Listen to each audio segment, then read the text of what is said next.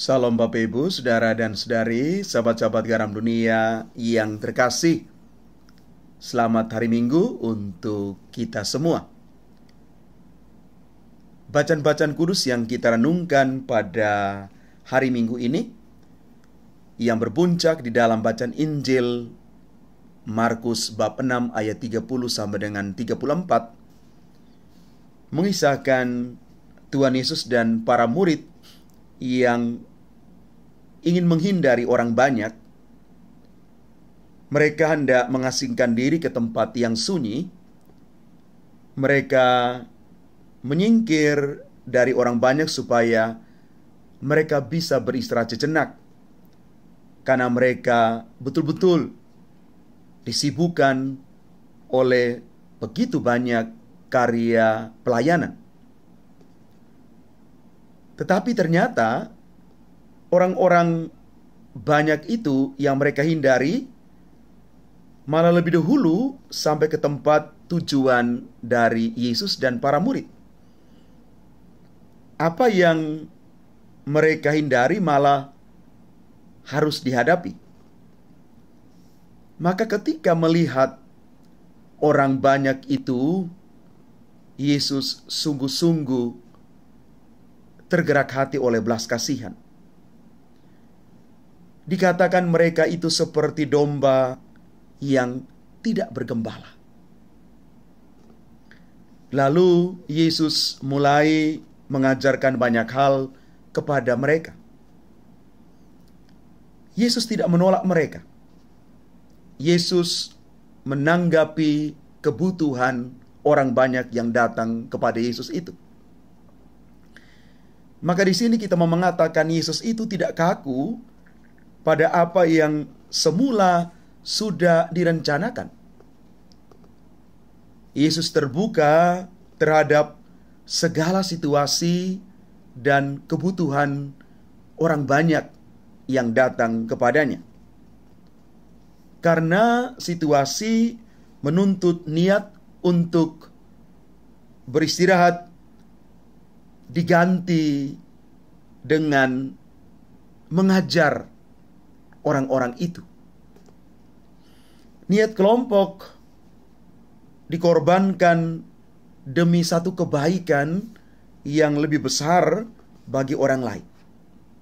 Bapak Ibu, inilah kehendak Allah yang tidak dapat dikekang dan sering tidak bisa kita hindari, apalagi kita menggunakan rencana kita manusia.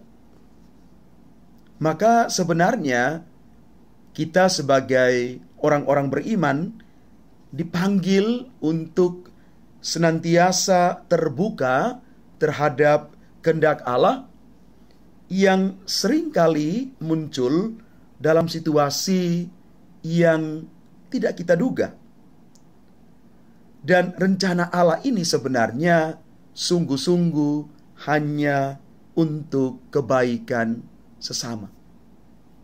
Bapak, Ibu, Saudara, dan Saudari umat Tuhan yang terkasih, dari bacaan-bacaan kudus hari ini, terlebih bacaan Injil, kita mau belajar bahwa belas kasih itu adalah keutamaan Kristiani yang menjadi landasan dari seluruh hidup panggilan karya pelayanan kita. Dan selanjutnya, muara dari belas kasih itu perlu kita ejawantahkan, kita nyatakan di dalam karya-karya kasih, di dalam karya-karya pelayanan. Dengan demikian, domba-domba umat orang bisa terlayani, bisa disapa, mereka bisa diterima, mereka juga boleh mengalami belas kasih Allah itu. Maka pertanyaan refleksi untuk kita percaya bahwa Allah itu sungguh punya rencana di dalam hidup kita atau tidak? Kita percaya tidak bahwa ternyata Tuhan itu memiliki rencana dalam setiap situasi hidup yang kita alami. Dan yang kedua, apakah kita berani untuk mengubah rencana kita yang semula sudah kita siapkan, konsepkan dengan sangat matang untuk kebaikan lebih besar orang banyak yang mungkin lebih membutuhkan perhatian, sapaan daripada rencana yang sudah kita rencanakan itu. Bapak Ibu, memang tidak mudah untuk masuk dalam suatu situasi ini, mengubah rencana seperti yang dilakukan oleh Tuhan Yesus dan para muridnya ketika mereka sudah lelah, capek sekali dengan karya pelayanan. Mereka butuh waktu untuk istirahat. Tetapi sekali lagi, kadang-kadang di dalam karya pelayanan Tuhan menggunakan cara-cara seperti ini. Bisa jadi Tuhan hadir menyapa kita lewat orang-orang yang sangat membutuhkan bantuan kita.